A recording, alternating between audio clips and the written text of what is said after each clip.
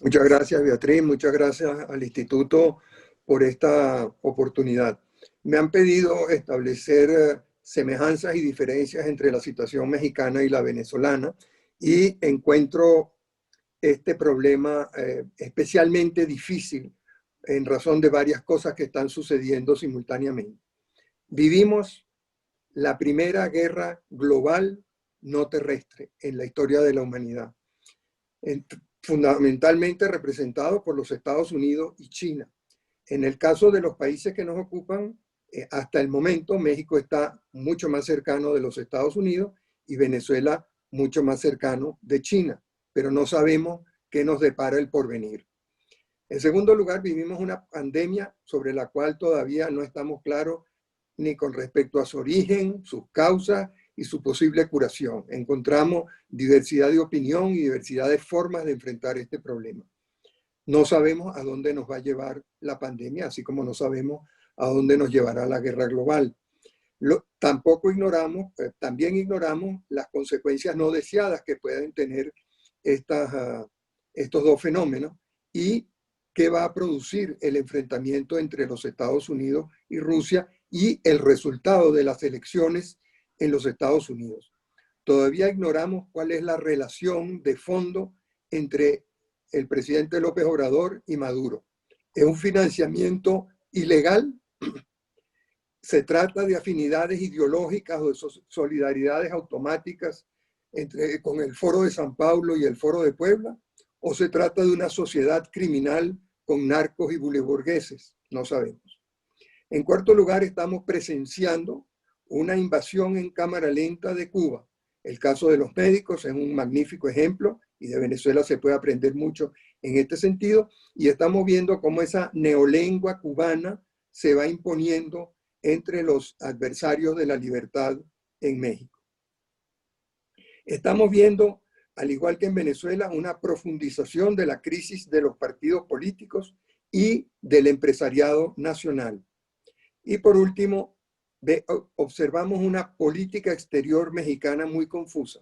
Por un lado nos hablan de la doctrina Estrada, pero por otro lado vemos cómo condenan a los muertos, pero alaban a los vivos. Es decir, cómo condenan las dictaduras de Franco, Videla y Pinochet, pero alaban a las de Castro, Ortega, Chávez y Maduro. ¿Cuáles son las coincidencias que yo veo entre lo que está ocurriendo en México y lo que ocurrió en Venezuela?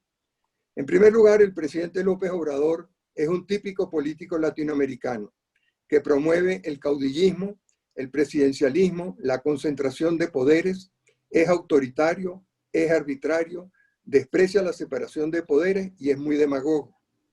En segundo lugar, vemos el gran triunfo, al igual que en Venezuela, de las doctrinas de Carl Schmitt, el filósofo preferido de los nazis, que promueven el sectarismo y el odio, la creación de esa dualidad amigo-enemigo, la solidaridad con lo suyo y la tolerancia, y la oposición a ultranza con el enemigo. El viejo dicho de que al amigo lo que pida, al enemigo todo el peso de la ley.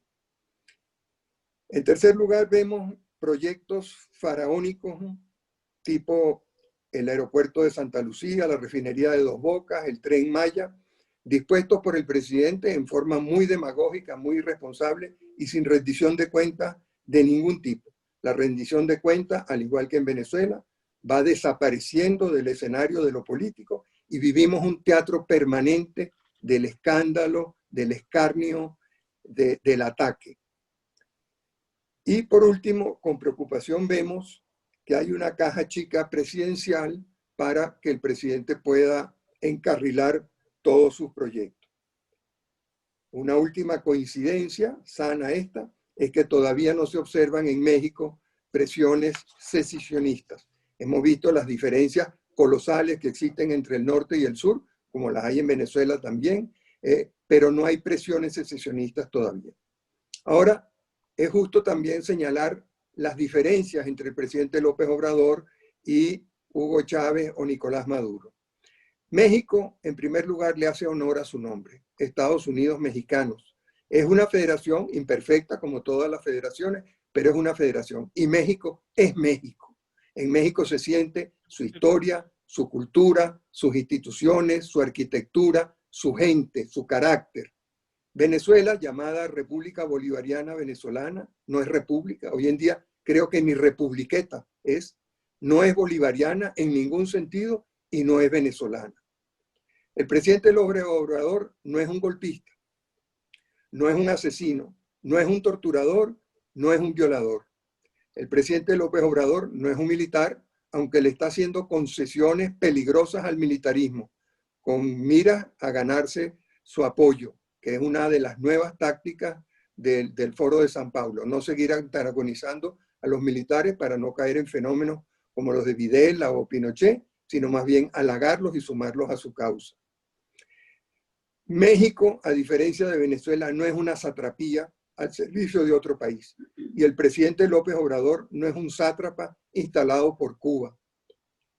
No es un capo mafioso, no es un protector ni un traficante de drogas, como han sido señalados con pruebas tanto Chávez como Maduro.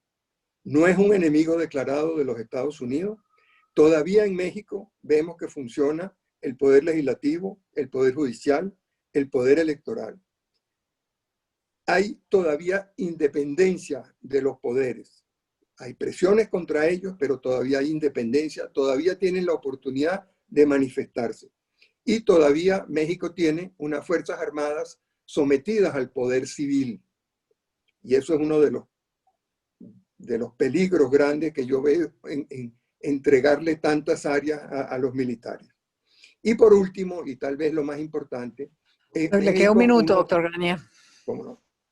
En México uno observa una comunidad de periodistas y de intelectuales que continuamente han venido alertando sobre los peligros y han encontrado eco en los medios de comunicación social.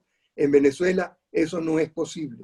Un periodista o un intelectual para expresarse en Venezuela tiene que ir a medios clandestinos o a medios internacionales. Dentro de Venezuela no tiene forma de hacer conocer su opinión.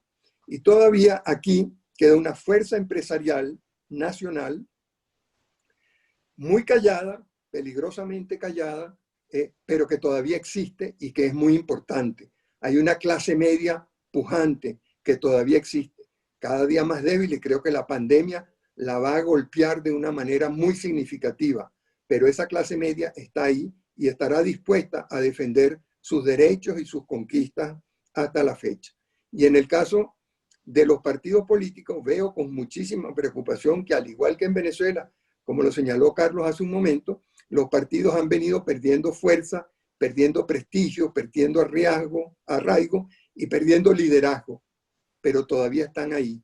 Y en la medida en que se les estimule y se les apoye a que busquen su empatía, su relación, su conexión con el pueblo y encuentren un liderazgo unido, podrán defender la